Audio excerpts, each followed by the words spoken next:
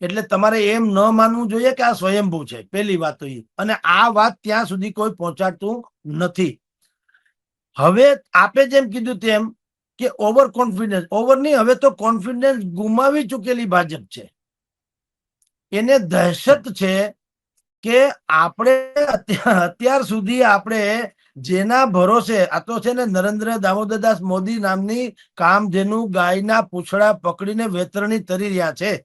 બાકી કોઈમાં કાંઈ કાંદો કાઢી લેવા જેવો છે નહીં.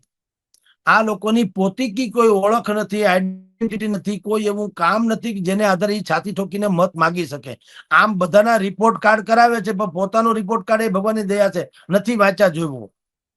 પણ સરવાળે બધું ચાલે છે અને પ્રજાના માનસમાં એ એન્ટી એસ્ટાબ્લિશમેન્ટ એટલું બધું ઘર કરતું જાય છે કે જો સવેળા નહીં જાગે, હજી 2.5 વર્ષ છે, જો બધું સમૂહ સૂત્રું હાલે તો હજી 2.5 વર્ષ છે.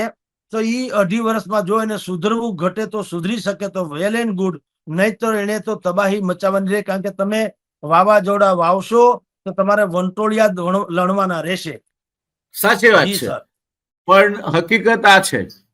અને ભારતીય જનતા પાર્ટી વધારે પડતા આત્મવિશ્વાસના કરતા વધારે પડતા અભિમાનમાં છે કે અમારો કોઈ તોડ નથી.